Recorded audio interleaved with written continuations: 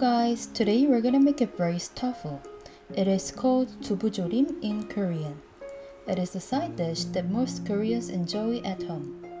Slice the tofu into 6 to 8 pieces.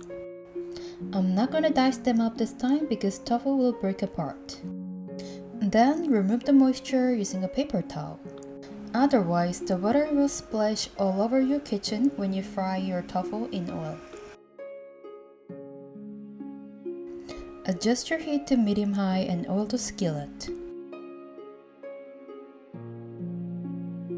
Let's grill the tofu until their surface is turned to a golden brown.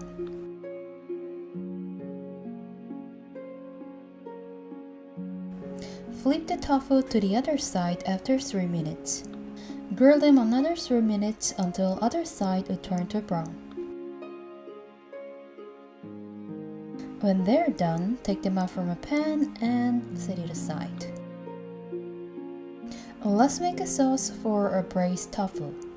Put a soy sauce, water, chili powder, sesame oil, sesame, oligosaccharide, and pepper into a bowl and mix them using a wooden spoon. While we are waiting for our sauce to be done, let me say something to you. If you're new here, please subscribe my channel for more recipe ideas.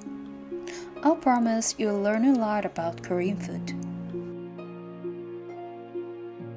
And then slice the spring onion and carrot and add them inside the sauce. And mix them all together until everything's combined. And don't worry that you put too much vegetables inside the sauce. It'll somehow will be decreased after a few minutes. Place a fried tofu on a pot and put a sauce on top. And this sauce will be absorbed into a tofu.